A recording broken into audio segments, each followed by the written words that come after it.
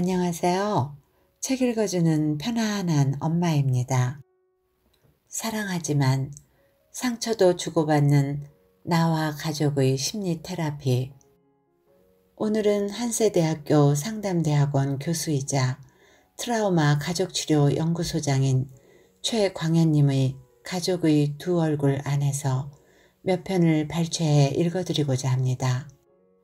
10년 전 첫 번째 가족의 두 얼굴이 출간되어 베스트셀러로서 많은 사랑과 관심을 받았던 이 책의 개정판을 이번 봄에 주식회사 부키에서 펴냈습니다. 1부 어린 시절의 나를 돌아보다, 2부 배우자 선택의 숨은 이유, 3부 상처를 주고받는 가족, 4부 행복한 가족의 비밀로 나누어 가족의 양가적인 측면을 말하고 있습니다. 즉, 가족은 더 이상 화목하고 단란한 스위트홈의 이미지만을 갖고 있지 않죠. 가까운 만큼 서로에게 치명적인 상처를 주기도 합니다.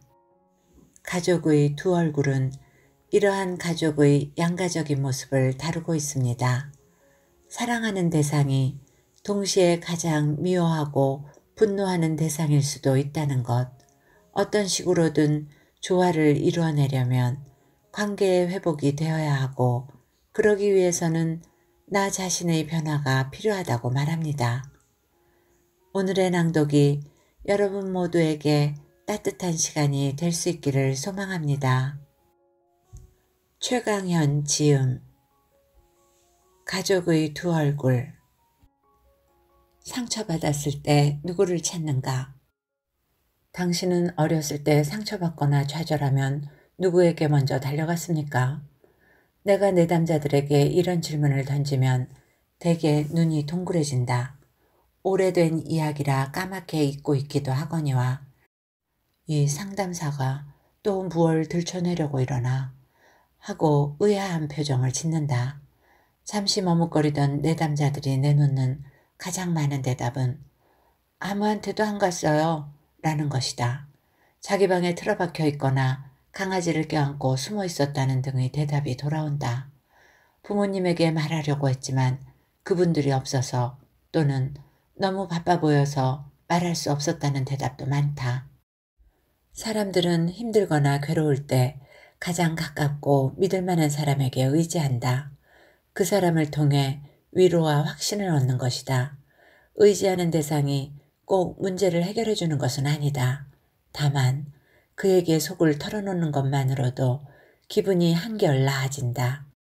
분노와 정서적 학대에 대해서 세계적 권위를 인정받는 전문 상담사이며 CNN과 오프라 윈프리 쇼를 비롯한 유명 텔레비전 프로그램에 출연하여 상담의 대중화를 선도하는 비벌리 엔젤은 말한다. 어린 시절 우리가 믿고 의지하는 대상인 부모의 따뜻한 포옹과 말 한마디는 상처난 무릎에서 흐르는 피를 멈추게 해준다. 무언가의 상처를 받았을 때 누구에게도 갈 수 없었다는 것은 한 번도 사람을 통해 상처를 치유받은 경험이 없다는 뜻이다. 이들은 이미 아파도 아프다고 말하지 못하는 벙어리가 돼버린 것이다.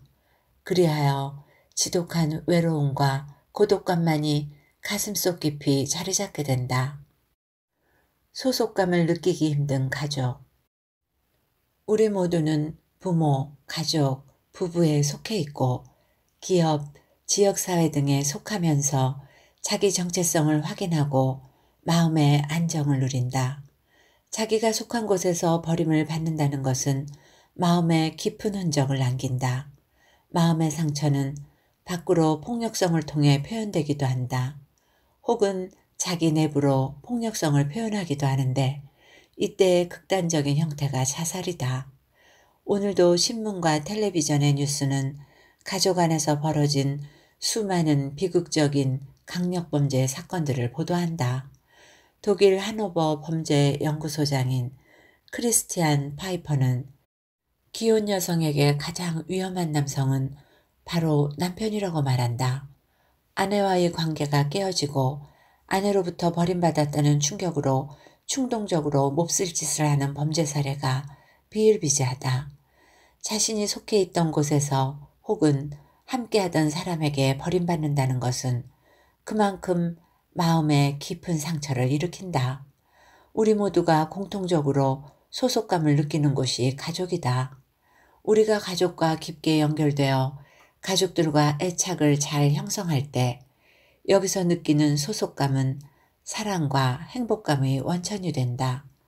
내가 혼자가 아니라 가족에 속해 있고 그들도 나에게 속해 있다는 느낌은 자신의 정체성에 대해 분명하게 답을 주고 심리적 안정감을 준다. 유학 시절 살던 동네에 평소 알고 지내던 60대 의사가 있었다. 그녀는 독신주의자로 결혼하지 않고 살면서도 아이를 입양하여 정성을 다해 키워 사회적으로 성공시킨 존경할 만한 분이었다. 한 번은 이분과 입양에 관해 대화를 하다 한국인으로서 크게 부끄러움을 느낀 적이 있었다. 독일에서 입양아들의 대부분은 한국 아이들이라는 것이다. 자신도 원래는 한국 아이를 입양하려다가 우연히 알게 된 캄보디아 아이를 입양해서 키우게 되었다고 한다. 지금은 사정이 조금 달라졌을지 모르나 그 시절 독일에서 바라본 한국은 입양아 수출국의 대명사였다. 이렇게 독일 가정에 입양되어 자란 한국 출신 아이들이 자라서 청년이 되면 대부분 한 번쯤 한국을 방문하거나 한국에 소식을 보내 자신을 낳아준 부모를 찾는다.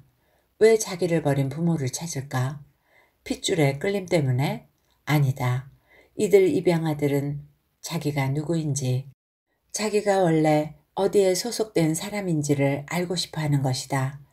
자기를 버린 부모를 만나 자기의 뿌리와 자기가 소속됐어야 할 곳을 확인하고 싶어 한다. 그것이 자기 정체성을 만들어 나가는데 필수적이기 때문이다. 가족에게 소속되지 못하고 거부당한 경험을 반복한 사람은 자기 정체성과 자존감에 상처를 입는다. 스스로 무가치하고 아무짝에도 쓸모없는 존재라고 여긴다. 자존감이 낮은 사람이 커서 가정을 꾸리면 이런 심리가 가족들에게 무관심하고 자기 일만 하는 이기적인 사람으로 비춰지는 행동을 낳는다. 사실 속마음이 그런 것은 아니다. 어떻게 해야 다른 사람과 좋은 관계를 맺을 수 있는지, 좋은 분위기를 만들어낼 수 있는지 모를 뿐이다. 가족이 아닌 사회 집단에서도 이런 상처를 지닌 이들은 뭔가 이질적이고 동화되기 어려운 존재로 인식된다. 이들은 자신과 타인에게 가혹할 만큼 비판적이고 다른 사람의 평가에 지나치게 예민하게 반응한다. 타인과 갈등이나 의견 충돌이 일어났을 때 감당하지 못하고 몹시 힘들어한다. 성숙한 합의나 협상, 이해는 기대하기 힘들다. 이는 인생을 좀 더 풍요롭고 다양하게 살 수 있는 즐거움을 앗아간다. 당연히 깊이 있는 인간관계를 형성하지 못한다. 때로 누군가와 친해져도 그 사람에게 지나치게 빠져들어 결국 관계를 망치기도 한다. 이런 갈등이 여러 차례 반복되면 시간이 갈수록 점점 가족과 주변 사람들로부터 멀어지고 소외로 인해 상처받은 자신을 보호하기 위해 더 강력한 보호책을 만들어낸다. 분노의 폭발, 강박 행동, 자살 시도, 지나친 게으름, 우울증, 성적 방탕, 중독 등이 그것이다. 소속감의 부재는 사랑과 인정에 대한 결핍을 낳고 이는 모든 문제의 근원이 된다. 가정을 따뜻한 둥지로 만들어 각 구성원들이 그 안에서 소속감을 느껴 평안할 수 있게 노력을 기울여야 한다. 특히 어린 시절을 외롭게 보낸 사람일수록 자신의 어린 시절을 반복하지 않도록 더 많은 노력이 필요하다. 외로웠던 그 시절은 아무것도 할 수 없던 무기력한 어린아이였지만 지금은 성인이며 스스로를 책임져야 한다. 현재의 모습을 부인하지 않고 받아들여야 한다. 지금 가족들이 얼마나 힘들어하며 참고 견뎌내고 있는지를 들여다볼 수 있어야 한다. 어린 시절의 상처가 아물 수 있도록 자신의 감정을 돌보고 자신의 오랜 도피처이자 스스로를 고립시켰던 마음의 공간에서 서서히 빠져나와야 한다. 불행하게 자란 사람일수록 가족에게 진실한 애정을 느끼고 가족에게 사랑을 주는 과정은 낯선 경험이며 결코 쉽지 않지만 그 결과는 자신의 온 인생을 그리고 더없이 소중한 가족의 미래를 따뜻하게 밝히는 등불이 될 것이다. 마음 상처에 붕대를 감자. 트라우마는 평생 치유되지 못하고 남아있는 것이 아니다. 분명히 힘들지만 치료가 가능하다. 한때 영화로도 만들어져 우리나라에서 상영된 적 있는 붕대클럽이라는 일본 소설이 있다. 이 책은 상처받은 사람들에 관한 이야기다. 주인공인 와라는 아버지의 불륜으로 부모가 이혼하는 아픔을 겪는다. 그녀는 우연히 디노라는 남학생을 만나서 붕대클럽이라는 홈페이지를 만들어 상처받은 사람들의 사연을 받고 그들의 상처를 치유해주는 일을 한다. 붕대클럽 멤버들은 상처받은 사람들로부터 의뢰를 받으면 즉시 현장으로 출동해 상처가 발생한 장소에 붕대를 감아주는 의식을 벌인다. 그 부분을 카메라로 찍어 당사자에게 보내주면 임무가 끝난다.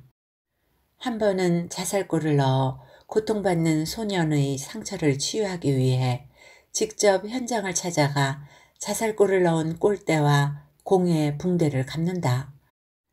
실연당한 여학생을 위해 남자친구와 헤어졌던 놀이터 그네에 붕대를 감아주기도 한다.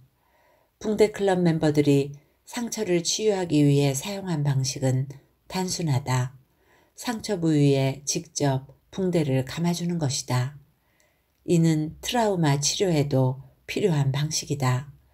트라우마를 해결하기 위해서는 상처난 부위를 찾아내고 그 위에 붕대를 감아야 한다. 문제는 골대나 그네와 같이 정확하고 구체적인 장소를 우리 마음에서 찾아내는 일이다. 가족치료의 선구자로 여겨지는 가족치료사인 사티어가 상처받은 개인과 가족을 상담할 때 사용한 붕대는 접촉이었다. 사티어는 대화와 언어를 통해서만 상담을 하는 것이 아닌 직접 몸의 접촉을 통해 문제아와 문제 가족을 회복시켰다. 성격이 예민하고 까칠한 아이가 이유 없이 동생을 미워하고 괴롭혀 상담을 받으러 왔다.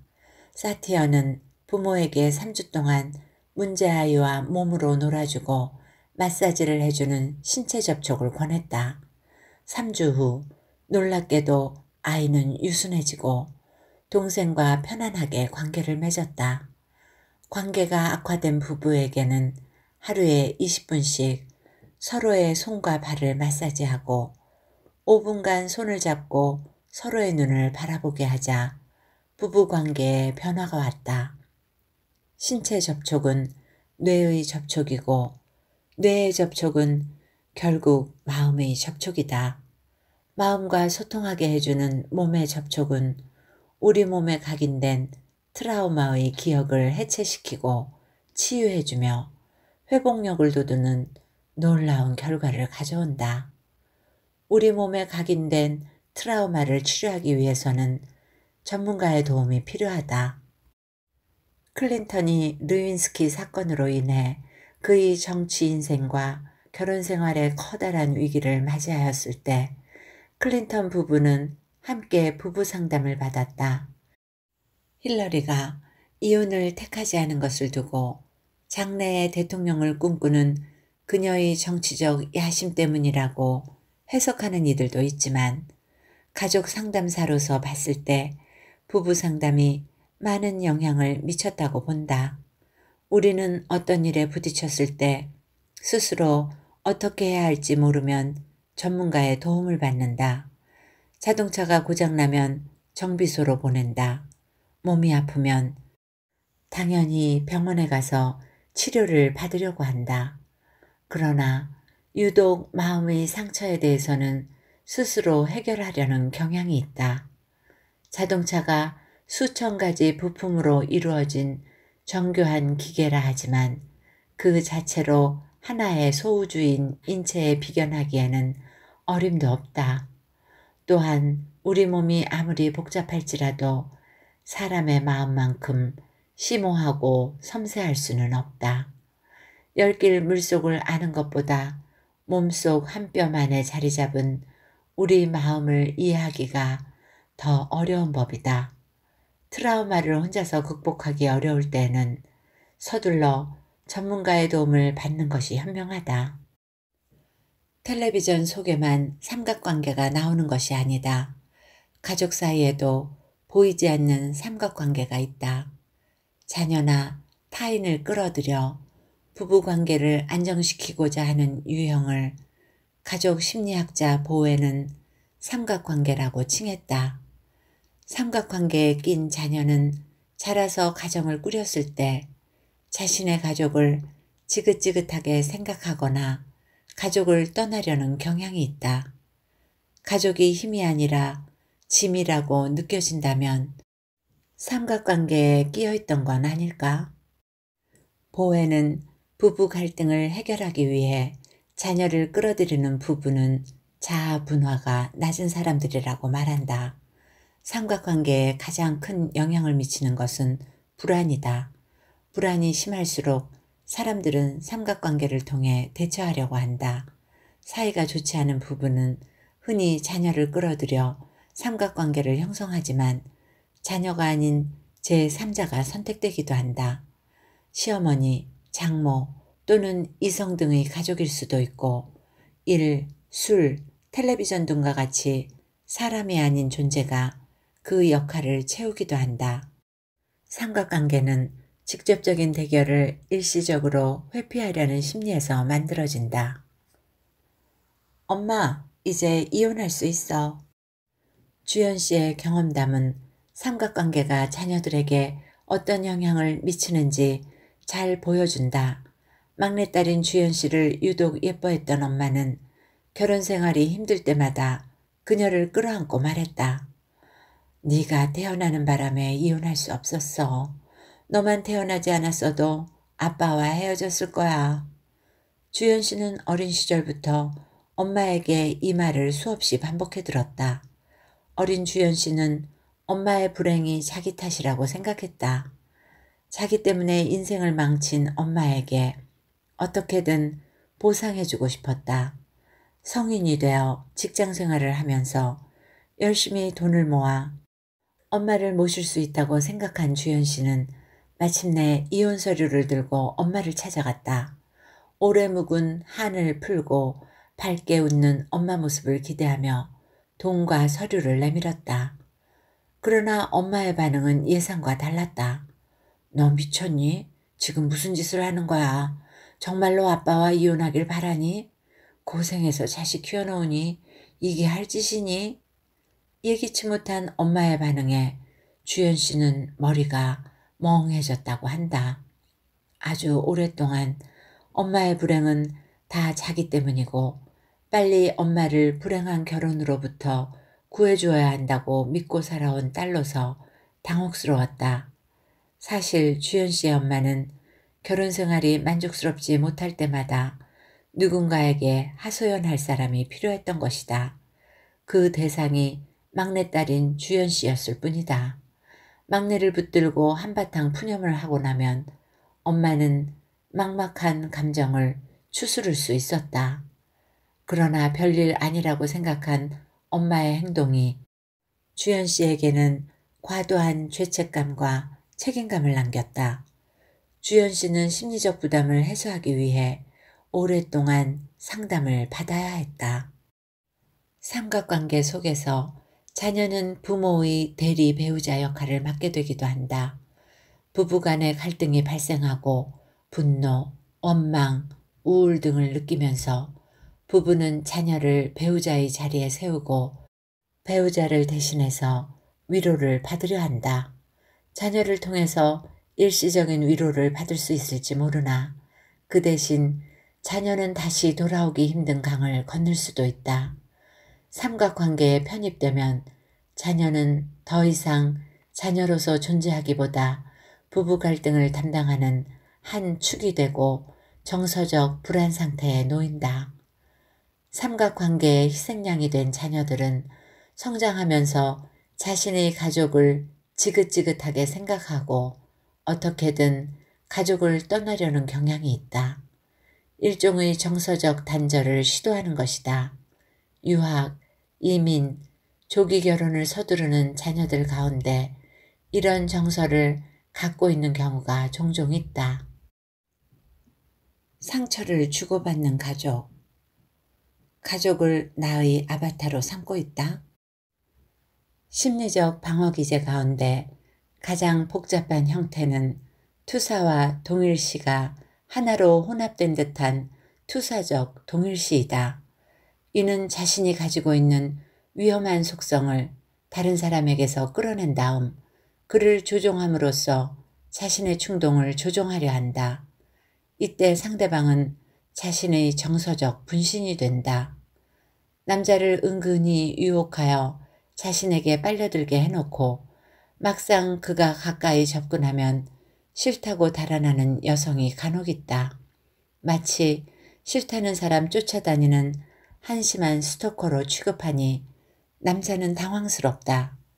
이 여자의 무의식 속엔 집요한 스토커에게 고통당하는 선량한 희생자 이미지가 새겨져 있다. 어떤 고통과 두려움 때문에 누군가를 사랑하는 자신에 대해 불안을 느끼는 심리가 작용하여 생기는 일이다. 자기에게 실컷 호감을 갖게 해놓고 남자가 적극적으로 다가오면 음흉한 남자 또는 스토커로 취급함으로써 자기에게 내재된 불안을 현실화한다. 거봐, 내 불안이 괜히 그런 게 아니잖아. 이건 실제 상황이잖아. 상대방을 조종해 현실화시킨 불안을 통해 자신을 합리화하고 감정을 통제하려는 방어기제이다. 정도에 따라 다르지만 상대방을 내 감정대로 조종하려는 사람들이 있다. 애꿎은 가족에게 사소한 일로 불같이 화를 내는 경우도 여기에 해당한다. 대개 이런 경우 먼저 작은 일로 배우자나 아이들에게 트집을 잡거나 시비를 건 뒤 상대방이 여기에 걸려들면 더 화를 돋우면서 집중적으로 퍼부어 자기 감정을 해소하려고 한다. 한 아빠가 회사에서 마음이 불편한 일이 생겨 불쾌한 상태로 집에 돌아왔다. 초등학생 아들이 텔레비전을 보고 있는 것을 보자 다른 날 같으면 그냥 지나쳤을 텐데 괜히 트집을 잡는다. 너 숙제는 다 하고 보는 거야? 라고 고함을 팩 지른다. 아빠가 까닭없이 소리치자 마음이 상한 아들은 이것만 보고 숙제할 거예요. 라고 퉁명스럽게 대답한다. 사실 아들은 언제나 자기가 보던 텔레비전 프로그램이 끝난 후 숙제를 하곤 하였다.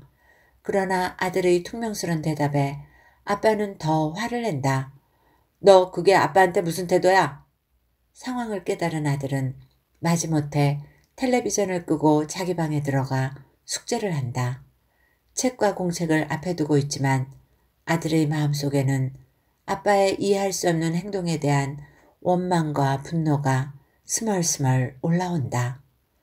이런 일이 한두 번쯤 벌어지지 않는 가정이 있을까? 아빠는 자기 안에 있던 분노의 감정을 똑같이 아들의 마음에 일으켜 놓았다.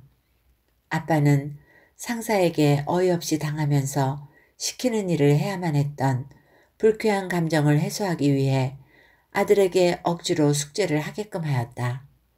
아빠는 자기 안에 일어난 부정적 감정을 스스로 해결하지 못하고 아들을 자신의 정서적 아바타로 만들어 놓고 그를 통해 자기 감정을 해소한다.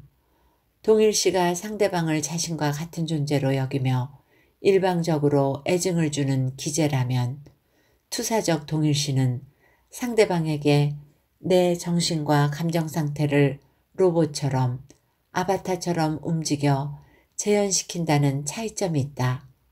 그만큼 더 복잡하고 치유도 쉽지 않다. 투사적 동일시가 상습적인 방어 기제로 고착되면 가족들 모두 고통에 빠진다. 가족들끼리 무의식적으로 상대방을 아바타로 만들어 자기 감정을 표현하거나 해소시키다 보면 자신의 화나 분노가 어디에서 비롯된 것인지 짐작하기 어려워진다. 숨은 조종자가 누구인지, 실제 의도가 무엇인지 전혀 알 수 없다. 왜 미워하는지, 왜 함께 사는 것이 힘든지, 어디서 고통이 시작되었는지 알지 못한 채 감정적으로 복잡하게 얽혀 서로에게 상처를 주고받으며 살아가게 된다. 행동 패턴에 이름을 붙여라. 이처럼 가정에서 흔하게 일어나는 투사, 동일시, 투사적 동일시에서 벗어나는 방법은 없을까? 스위스의 아동심리학자로 아동의 체벌과 학대에 대해 세계적 권위자인 앨리스 밀러는 우리가 진정으로 트라우마에서 회복되기 위해서는 고통을 회피하기 위해 만들어 놓았던 수많은 방어 기제를 밝혀야 한다고 말한다. 부부는 어린 시절의 상처를 고스란히 결혼 생활에 가지고 온다. 방어 기제들은 우리가 어린 시절 문제에 직면했을 때 자신도 모르게 사용한 아주 오래된 습관이다. 방어 기제는 우리의 고통스러운 감정을 해결해 주는 것이 아닌 무뎌지게 하는 임시수단에 불과하다. 그 사실을 의식적으로 인정하고 받아들여야 문제에 직면할 수 있다. 그러기 위해서 가족관계에서 이루어지는 일정한 행동 패턴을 관찰하는 것이 도움이 된다. 가족은 언제나 일정한 틀 속에서 관계를 맺고 소통한다. 가족 사이에 만들어져 있는 패턴을 찾아내 그 안에서 이루어지는 다양한 방어 기제에 이름을 붙이면 그 부작용을 해소할 길도 열린다. 사물이나 현상을 구분짓고 서로 다른 이름을 붙여 구별하는 것은 가족 심리학에서 매우 주요한 해결책 중 하나이다. 어린 시절의 아픔은 자국을 남긴다. 어린 시절 힘들었던 경험은 우리에게 흔적을 남깁니다. 부모와의 관계나 집안 분위기 등 어린 시절 경험은 우리 인생의 안내자 구실을 합니다. 긍정적이든 부정적이든 우리 인생은 이 경험에 따라 방향이 어느 정도 정해집니다. 현재의 감정이나 행동은 과거의 감정과 행동에 영향을 받게 마련이기 때문입니다. 어린 시절에 받은 상처나 결핍으로 한 사람의 인생이 바뀔 수도 있습니다.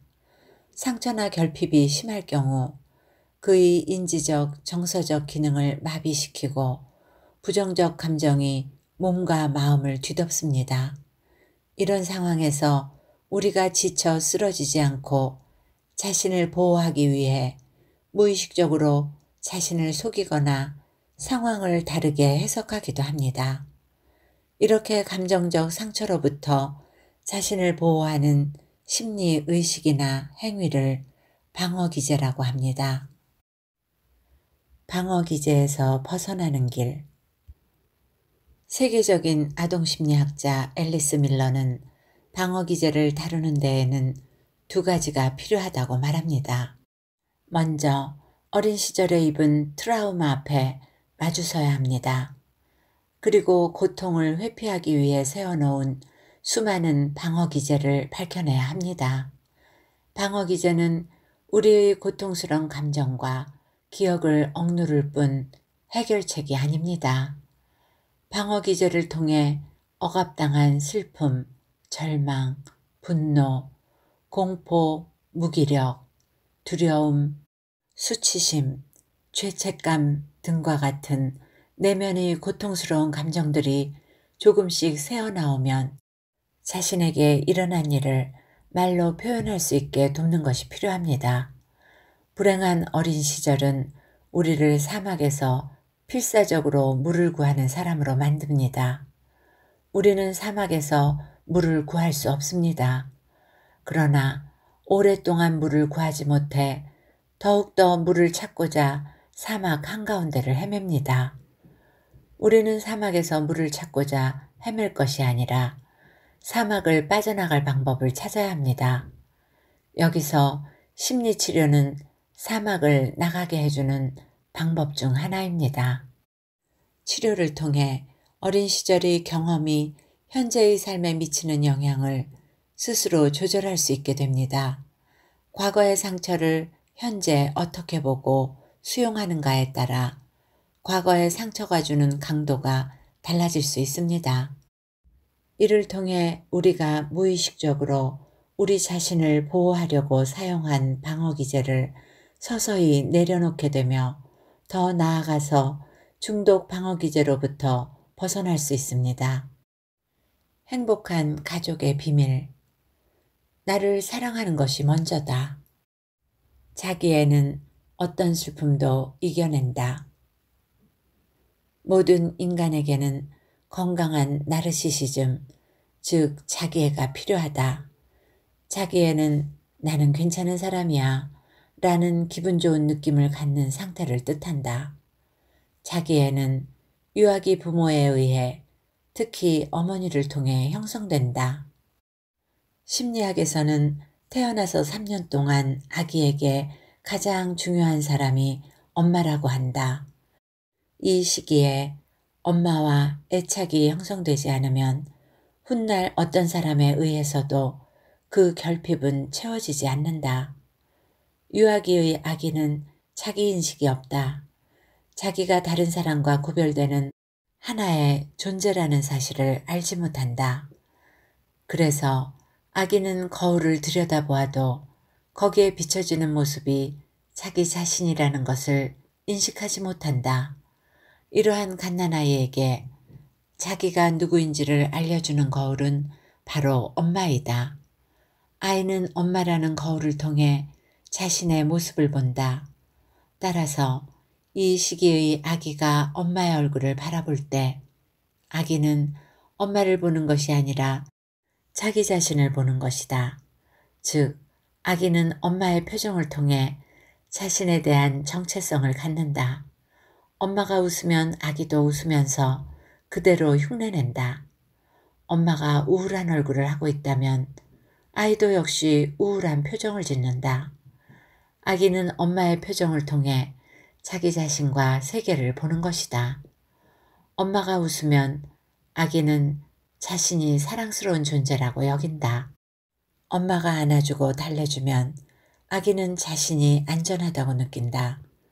엄마가 아기의 욕구에 반응을 보여주면 아기는 자신이 중요한 존재라고 인식한다. 그러나 엄마가 웃지도 안아주지도 달래주지도 사랑해주지도 않는다면 아기는 자신을 무가치한 존재로 느낀다. 첫돌에서 4살까지 아이들은 상처에 극도로 취약하다. 이 시기에 부모로부터 받는 무조건적인 사랑과 관심은 건강한 자기애를 발전시킨다. 부모에게 충분히 사랑받고 세심하게 돌봄을 받은 아이들은 자연스럽게 자기애가 형성된다. 아이 스스로 자신을 멋지고 만족스럽게 생각한다. 환상과 꿈의 세계에서 마음껏 상상의 날개를 펼친다. 이런 모습은 아이들의 상상놀이를 통해서 잘 드러난다. 부모들이 보기엔 우스꽝스러울 수도 있지만 이런 모습은 지극히 정상적이고 대단히 중요한 과정이다. 앞으로 인생을 살면서 겪게 될 두렵고 절망적인 상황을 헤쳐나가는 등불이 된다. 1995년 삼풍백화점이 무너졌을 때 건물 잔해 사이에서 17일 만에 구조된 박승현 씨의 사례는 자기애의 중요성을 잘 보여준다. 수천 명의 쇼핑객이 붐비는 강남의 대형 백화점이 마치 모래성 허물어지듯이 단 20초 만에 붕괴된 이 충격적 사고로 1,400명 이상의 인명피해가 발생했다. 구조대가 출동했지만 거대한 콘크리트 더미 사이에서 생존자를 찾는 작업은 더디기만 했다. 건물 붕괴 17일째가 되어 더 이상 생존자가 있을까 싶던 무렵 사고 시각으로부터 정확히 377시간 만에 극적으로 한 여성이 구조되었다. 당시 19 나이의 앳된 승현 씨였다. 그 충격의 현장에서 몸조차 제대로 움직일 수 없는 상태로 갇혀 17일 동안 빗물로 목을 죽이며 연명하다가 기적적으로 구조된 것이다. 한 기자가 승현 씨에게 어떻게 그 힘든 시간을 버텨낼 수 있었는지 물었다. 승현 씨는 굶주림과 극도의 공포감 속에서 잠들다 깨기를 반복하였지만 한순간도 구조의 희망을 포기하지 않았다. 그렇게 버티게 한 힘은 어린 시절 행복했던 추억들이었다고 대답했다. 가족들과 떠난 여행, 함께한 행복한 시간들을 하나하나 끄집어내어 죽음의 공포를 이겨냈다고 말했다. 어릴 적 부모에게 받은 따뜻한 사랑과 함께한 즐거웠던 순간은 살아가면서 겪을 두려움과 슬픔을 이기게 하는 소중한 힘이다. 그리고 이것이 자기애를 형성하는 근원이기도 하다. 건강한 자기애는 자존감과 연결된다. 내 안에는 면박군이 살고 있다. 건강한 자기애와 자존감 형성에는 무엇보다 어린 시절 부모의 역할이 중요하다. 부모는 아기에게 좋은 거울 역할을 해주어야 한다. 부모가 아이를 어떻게 바라보았는가에 따라 자녀는 자신에 대한 가치를 달리 느낀다. 영국 출신의 소아과 의사이자 정신분석가로 40년간 2만 명이 넘는 아동을 상담한 도널드 위니콧은 자녀에게 건강한 자기애를 형성하려면 안아주기, 일관성 있게 다루기, 적절하게 아기의 욕구를 받아주는 좋은 엄마 아빠가 필요하다고 말한다. 이때 좋은 엄마 아빠란 자기 자리를 충실히 지키면서 최선을 다하는 괜찮은 엄마 아빠를 말한다. 완벽하기보다는 때로 실수하지만 잘못을 수정할 수 있는 부모이다. 원래부터 자기애가 부족하고 자존감이 낮은 사람은 없다. 어린 시절 불행하게도 잘못 학습된 결과일 뿐 사티어는 낮은 자존감을 가진 가족의 특징으로 부정적 사고를 꼽는다. 우리가 낮은 자존감으로부터 벗어나기 위해서는 자기 내면에 있는 면박을 주는 자아를 발견해야 한다. 우리 마음속에는 자신의 잘못을 확대해서 지적하고 무엇인가를 하려 들면 너는 할 수 없어. 네가 해보았자 잘 되겠어. 라며 부정적인 면만을 강조하는 면박군이 존재한다. 면박군은 지나치게 부정적인 사고를 불러일으키고 사기 저하와 우울감, 무기력을 유발시킨다. 스스로를 낮게 평가하는 사람은 끊임없이 다른 사람과 비교하고 이를 통해 자신이 더 형편없다고 느끼게 된다. 가족 문제의 시작이 부부의 낮은 자존감에서 비롯되기도 한다. 부부 각자의 낮은 자존감은 소통을 어렵게 하고 그래서 갈등을 일으키며 다시 자존감에 상처를 입히는 일이 생긴다. 우리가 낮은 자존감에서 벗어나려면 내 안에 숨어있는 면박을 주는 자아를 발견해야 한다. 우리 내면에 있는 면박군은 이런 말들을 주로 한다. 너는 사랑받을 가치가 없어. 누구 닮아서 그러니? 너 때문에 내가 못 살아. 나중에 뭐가 될래? 넌 참 한심해. 언제 철들래? 쓸데없는 소리 그만해. 네가 뭘 알아? 모든 게 다 내 탓이야. 먼저 내 안에 있는 나를 힘들게 하는 면박군의 소리를 수첩에 적어보자. 이런 비난하는 소리에 직면하는 것은 고통스럽지만 벗어나기 위해서는 내 안에 있는 나를 똑바로 들여다보아야 한다. 그 후 면박군이 부정적인 말들을 쏟아낼 때 그만 이라고 마음속으로 외치고 그 소리가 더 이상 내 존재의 소리가 아닌 단지 면박군의 소리일 뿐이라는 것을 인식한다. 서서히 오랫동안 함께했던 면박군의 소리를 나 자신과 분리한다.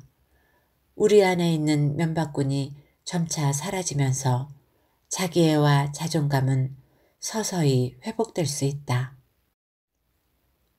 자존감을 회복할 수 있을까? 프랑스의 신경정신의학자이며 대표적인 트라우마 연구가 보리스 시를리크는 어린 시절 자기애와 자존감이 상처 입었다고 하더라도 때로 따뜻한 사람을 만나 회복되기도 한다고 자신의 경험을 통해 주장한다.